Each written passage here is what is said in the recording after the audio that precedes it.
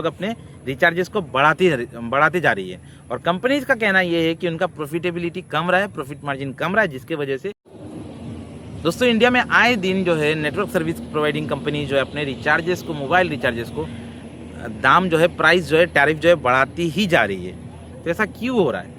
Consumers का ऐसा मानना है कि नेटवर्क सर्विस प्रोवाइडिंग कंपनी जो भी होती है उनका जो है खर्चा बहुत कम होता है, लेकिन फिर भी वो लोग अपने रिचार्जेस को बढ़ाते जा रही है और कंपनीज का कहना ये है कि उनका प्रॉफिटेबिलिटी कम रहा है, प्रॉफिट मार्जिन कम रहा है, जिसके वजह से उनको प्राइसेस जो है बढ़ाने पड़ रहे हैं दोस्तों, टैरिफ्स में हाइक करना पड़ रहा है। तो आज इसी के ऊपर पूरा का पूरा वीडियो है, मेरे साथ आप लोग वीडियो में बने रहे ताकि पूरा डिटेल्स जानने को मिले।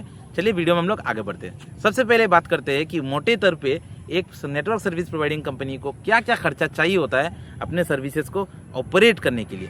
उससे पहले हम लोग जानते हैं कि इंडिया में नेटवर्क सर्विस प्रोवाइडिंग कंपनीज कितनी है। जैसे अगर मोटे तौर पे बात करें तो 3 से 4 कंपनीज ही इंडिया में ज़्यादातर ऑपरेट कर रही है। जैसे आपने अगर रिलायंस जियो का तो नाम आप लोग ने सुना होगा, बहुत सारे लोग इस्तेमाल भी कर रहे होंगे। रिलायंस जियो हो गया, इसके अलावा एयरटेल हो गया, इसके अलावा BSNL भी है और साथ में वोडाफोन आइडिया VI करके भी एक कंपनी अभी भी चल रही है। पहले बहुत सारी कंपनी हुआ करती थी, लेकिन अभी जो है इंडिया में यही 3-4 कंपनीज ही अपने सर्विसेज को प्रोवाइड कर रही है नेटवर्क सर्विस प्रोवाइडिंग सेक्टर का अगर बात किया जाए तो।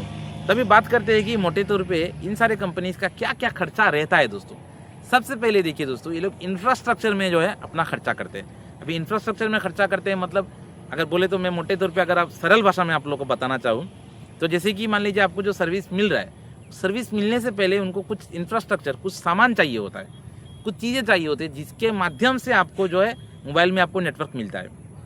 जैसे अगर मैं बात करूँ तो इसमें कुछ केबल्स वगैरह, ऑप्टिकल केबल्स का बात हो गया, इसके अलावा जो भी इनको जो टेक्नोलॉजी चाहिए होता है और भी बहुत सारी चीज़ें इनको चाहिए होती है दोस्तों, जिसका इस्तेमाल करते हुए जो है आपको नेटवर्क सर्विस मिलता है।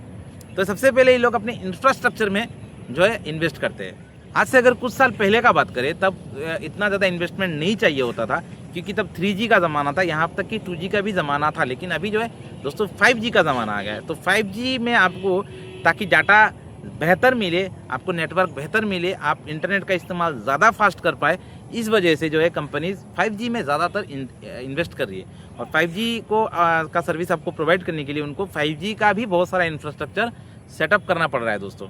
ठीक है, क्या क्या इंफ्रास्ट्रक्चर लग रहा है अगर इसमें भी आप लोग अगर मेरे को बोलेंगे तो मैं अलग से एक वीडियो बना लूँगा, लेकिन मैं मोटे तौर पे आपको यही बता दूँ कि बहुत सारा इंफ्रास्ट्रक्चर चाहिए होता है जिसके माध्यम से आपको सर्विस मिलता है। तो ये हो गया इंफ्रास्ट्रक्चर में सबसे पहले इनको इन्वेस्टमेंट करना पड़ता है। इसके अलावा दोस्तों इनको जो है अपने ऑपरेटिंग एक्सपेंसेस में भी इनको इन्वेस्ट करना पड़ता है। जैसे कि अगर मैं एग्जाम्पल के तौर पर आपको बताऊँ, आप लोगों को अपने एरिया में जो है आपको कुछ नेटवर्क सर्विस प्रोवाइडिंग कंपनीज की नेटवर्क टावर्स आपको देखने को मिलेंगे, जिसके माध्यम से जो है आपको नेटवर्क मिलता है। तो जो नेटवर्क टावर्स होते हैं इनका भी कुछ रेंटल्स कंपनीज को पे करना पड़ता है, स्टाफ्स रहते हैं उनको सैलरीज वगैरह देना पड़ता है। इसके अलावा इसमें बहुत सारी चीज़ें जैसे जनरेटर्स वगैरह का इस्तेमाल किया जाता है और भी बहुत सारे ऑपरेटिंग एक्सपेंसेस रहते हैं दोस्तों, जिसका खर्चा जो है कंपनी को उठाना पड़ता है। तो कंपनीज का कहना ये है कि ऑपरेटिंग एक्सपेंसेस भी जो है दिन ब दिन बढ़ती जा रही है, जिस वजह से कंपनीज भी बाउंड हो रही है अपना जो है आपको टैरिफ्स को बढ़ाने के लिए, मोबाइल के रिचार्जेस को बढ़ाने के लिए। तो ये 2 मोटे तौर पे खर्चा रहता है। इसके अलावा कंपनीज को कुछ टैक्सेस पे करने पड़ते हैं गवर्नमेंट को। जैसे कि आपने जो भी मोबाइल रिचार्ज किया है उसमें लगभग 18% का GST जो है कंपनीज को अपने जो है गवर्नमेंट को पे करना पड़ता है। वो मोटे तौर पे आपको दिखेगा नहीं, क्योंकि आप तो जैसे कि मान लिया 349 रुपये का आप रिचार्ज कर रहे हैं तो उसमें भी 18% का GST लगने के बाद ही आपको वो अमाउंट दिख रहा है। 18% GST जो है कंपनी वो अपने गवर्नमेंट को पे कर देती है, बाकी जो है उनके खाते में चला जाता है। तो बात ऐसा है कि उसमें भी कंपनीज का कहना ये है कि टैक्सेस भी अभी पहले के कंपैरिजन में बढ़े हैं या बढ़ रहे हैं, जिसके वजह से उनको अभी आगे इसमें जो है टैरिफ्स को बढ़ाना पड़ रहा है। लेकिन अगर मैं मोटे तौर पे अगर आपको अगर मैं कहना चाहूँ सरल भाषा में कि कंपनी जो है वो अपना जो भी बोल रहे हैं उनका तो बात सही है, लेकिन इसमें कुछ और भी चीज़ें, हिडन चीज़ें जो देखने को किसी को दिख रहा है, किसी को नहीं दिख रहा है। जिनको नहीं दिख रहा है उनके लिए मैं बता रहा हूँ। जैसे कि अभी हर एक कंपनी जो है 5G में बहुत ज़्यादा इन्वेस्ट कर रही है दोस्तों। सारे कंपनीज का ये अभी मानना है कि 5G में आपको बेहतर सर्विस प्रोवाइड किया जाए, ताकि जो है अभी 5G का बहुत ज़्यादा डिमांड इंडिया में देखा जा रहा है। ठीक है, यूजर्स को जो है 5G चाहिए, तो इसीलिए सारे कंपनीज 5G में इन्वेस्ट ज़्यादा कर रहे हैं। लेकिन सारे यूजर्स तो दोस्तों इंडिया में 5G इस्तेमाल नहीं करते। जैसे कि आप लोग देख रहे होंगे कि आपको बहुत सारा रिचार्जेस ऐसा है जिसमें आप रिचार्ज कर रहे हैं 5G का, लेकिन आपका हैंडसेट ऐसा हो सकता है, मोबाइल फ़ोन ऐसा हो सकता है कि उसमें 5G सपोर्ट नहीं कर रहा है, जिसके वजह से आपको 4G का ही नेटवर्क मिल रहा है या 3G का ही नेटवर्क मिल रहा है, लेकिन आपको पे करना पड़ रहा है 5G के लिए। तो कंपनीज़ का जो है ज़्यादातर इन्वेस्टमेंट 5G में हो गया है, जिसके वजह से वो लोग जो है रिकवर करने के लिए अभी मोबाइल रिचार्जेस को भी एक हथकंडा के हिसाब से अपना रहे हैं। कंपनीज़ का ये मानना है कि अगर आपने 5G का रिचार्ज किया है तो आप भी धीरे धीरे 5G की तरफ ही झुकाव आपका हो जाएगा। इसमें कंपनीज आपको कुछ एडिक्शन करने का भी कोशिश कर रही है, जैसे कि बहुत सारे प्लान्स आपको अभी अनलिमिटेड मिल रहे हैं, ठीक है, अनलिमिटेड डाटा 5G में आपको मिल रहा है। लेकिन ये भी जो रिलायंस जियो पहले अपने इनिशियल स्टेज में जो रिलायंस जियो ने किया था कि पहले आपको मुफ्त में डाटा दे दिया, बाद में उसका अपना प्राइस जो है बहुत ज़्यादा हाइक कर लिया, बीच में बहुत सारे कंपनीज गायब भी कर दी कंपटीशन के चक्कर में, ठीक है। तो वही फंडा जो है यहाँ पे 5G कंपनीज भी इस्तेमाल कर रही है, आपको अनलिमिटेड डाटा वगैरह दे रही है और आपको 5G का एडिक्शन करा के फिर उसके बाद जो है उसमें भी प्राइसेस हाइक होगा, वो एक अलग फंडा है। लेकिन फिलहाल जो कंपनीज क्या कर रही है, अपने 5G में इन लोगों ने जो इन्वेस्टमेंट किया है उसके वजह से वहाँ से इनको मतलब प्रॉफिट मार्जिन, ताकि उनके इंफ्रास्ट्रक्चर में जो उन्होंने इन्वेस्ट किया है उसको थोड़ा बेहतर हो, अच्छे से आए, या मतलब ज़्यादा समय ना लगे, इस वजह से वो लोग जो है मोबाइल के टैरिफ्स को ही बढ़ा रहे हैं, क्योंकि उनके पास ज़्यादा कोई रेवेन्यू का सोर्सेस रहता नहीं है। सबसे प्रमुख सोर्स ही रहता है दोस्तों मोबाइल रिचार्जेस का। तो सीधा सीधा ये लोग मोबाइल रिचार्ज में जैसे ही टैरिफ्स को बढ़ाएंगे, उनका जो भी इन्वेस्टमेंट हुआ है वो धीरे धीरे दोस्तों रिकवर हो जाएगा। तो ये सबसे प्रमुख रीज़न है दोस्तों कि 5G में इनका इन्वेस्टमेंट हो रहा है। इसके अलावा एक और रीज़न है दोस्तों, जो मतलब मेरे को रिसर्च में मिला है, मैं इसीलिए आप लोग से शेयर करना चाहता हूँ कि एवरेज रेवेन्यू पर यूज़र, ठीक है, ARPU करके हर एक टेलीकॉम कंपनीज इस चीज़ का जो है फॉलोअप करती है। अब दोस्तों ARPU की वह क्या होता है, ARPU होता है एवरेज रेवेन्यू पर यूज़र। इसका मतलब क्या है कि जो भी यूज़र्स आपके नेटवर्क सर्विस प्रोवाइडर को मतलब यूज़ कर रहे हैं, नेटवर्क को इस्तेमाल कर रहे हैं, वहाँ से आपको क्या रेवेन्यू मिल रहा है। जैसे कि मान लीजिए मैं अगर एयरटेल का बात करूँ कि इंडिया में मान लीजिए एक स्टेट का बात करते हैं, जैसे कि मान लीजिए हम लोग असम का बात करते हैं। असम में मान लीजिए 10 लाख एक्टिव यूज़र्स हैं जो हर महीने अपना इस्तेमाल कर रहे हैं एयरटेल का, और 10 लाख इनका नंबर है, ठीक है। 10 लाख अलग अलग नंबर्स, अलग अलग यूज़र्स 10 लाख का इस्तेमाल महीने में कर रहे हैं, ठीक है। और ये हो गया पहले इनका जो है एक्टिव यूज़र्स का नंबर। और इसके बाद जो रेवेन्यू कितना मिल रहा है इनको, ठीक है, जो आपको मोबाइल रिचार्जेस आप लोग खरीद रहे हैं, आप लोग परचेज कर रहे हैं, वहाँ से कितना रेवेन्यू जनरेट हो रहा है, उसका जो टोटल करके और फिर टोटल एक्टिव यूज़र से डिवाइड करने के बाद जो है ARPU निकलता है, मतलब एवरेज रेवेन्यू पर यूज़र। एक यूज़र से कंपनी कितना कमा पा रही है।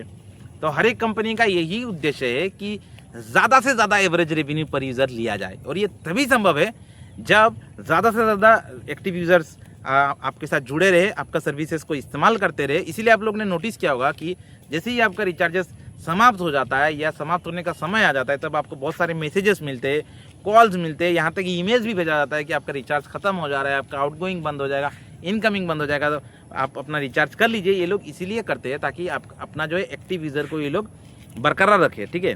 तो एक्टिव यूज़र जैसे ही बरकरार रहेगा तब ऑटोमेटिकली इनका जो एवरेज रेवेन्यू पर यूज़र वो बढ़ेगा। और उसको बढ़ाने के लिए एक और हथकंडा ये भी है कि जो है सर्विस को बेटर कीजिए और टैरिफ्स को बढ़ा दीजिए, अपने रिचार्जेस को बढ़ा दीजिए। तो इसीलिए रिचार्जेस भी दिन ब दिन बढ़ते जा रहे हैं। मैं अगर थोड़ा सा घुमा के भी बताऊँ कि एक एवरेज रेवेन्यू पर यूज़र सिर्फ जो है इसी लिए इस्तेमाल नहीं किया जा रहा है कि मतलब इसका प्राइसेस को बढ़ाया जाए, इसका कुछ और भी फंक्शन है दोस्तों। क्या क्या फंक्शन है, चलिए हम लोग बहुत ही जल्दी में इस चीज़ को भी समझ लेते हैं।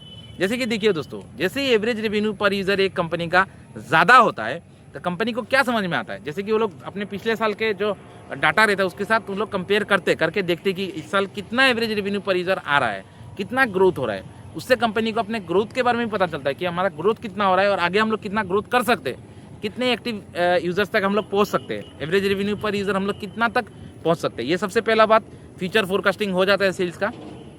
इसके अलावा दोस्तों कंपनी को अपने सर्विस के बारे में भी पता चलता है। जैसे कि मान लीजिए अभी BSNL का बात करते हैं तो बहुत सारी जगह में BSNL का इतना अच्छा नेटवर्क सर्विस नहीं है।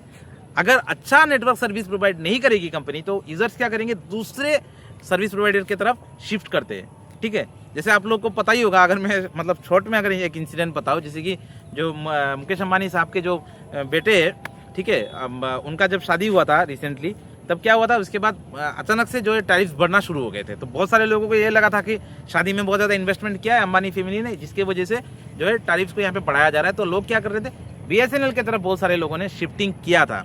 लेकिन फिर वापस जब जाके BSNL में उनको सर्विस इतना अच्छा मिला नहीं, फिर कुछ लोगों ने एयरटेल में वापस से अपना माइग्रेशन किया और कुछ लोग वापस से रिलायंस जियो में भी लौट के आ गए। तो वो एक दूसरा कंसेप्ट है, उसके ऊपर मैं इतना फोकस नहीं करना चाहूँगा। मैं आपको बताना यही चाहता हूँ कि एक्टिव रेवेन्यू पर यूज़र जो है वो तभी कंपनी को बेहतर मिलेगा जब सर्विस अच्छा प्रोवाइड करेगी कंपनी।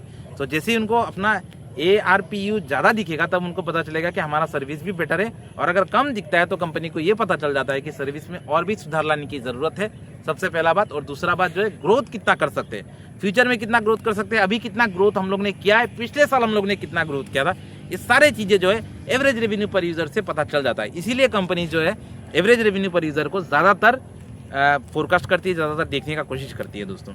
तो यही सब सारे रीजंस की वजह से आपका जो है मोबाइल रिचार्जेस बढ़ रहे हैं दिन ब दिन, और आगे भी शायद और बढ़ेंगे। ठीक है, तो बस मेरे को यही सब जानकारी आपके साथ शेयर करना था, इसलिए मैंने आज का ये स्पेशल वीडियो बनाया। अगर मेरा वीडियो आप लोग को अच्छा लगे, मेरे साथ जुड़े रहिए इसी तरह, और मिलेंगे किसी नए वीडियो में दोस्तों, किसी नए टॉपिक के साथ। तब तक के लिए अपना बहुत सारा ख्याल रखिएगा। गुड बाय दोस्तों।